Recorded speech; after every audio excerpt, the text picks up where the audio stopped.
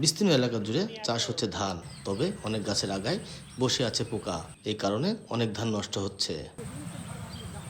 কুষ্টিয়া কুমারখালী উপজেলার জিকে সেচ প্রকল্প এলাকার ধান খেতে মাজরা পোকার আক্রমণ দেখা দিয়েছে। কৃষকেরা বলছেন, বারবার কীটনাশক প্রয়োগ করেও মিলছে না কোনো সমাধান।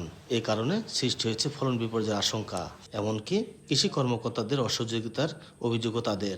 এত পরিমাণ পোকামাকড় এই বছরে, আসলে আমার ধানটা যে ফুলবে, ধানটা না বাড়লে তো ফুলবে না, সে ধানটা বাড়তেওছে না, ফুলতেওছে না। এই ধরনের সাদা সাদা পোকা, কালো পোকা, বুঝছেন, এতে ধান খেয়ে আমাদের শেষ করে দিল।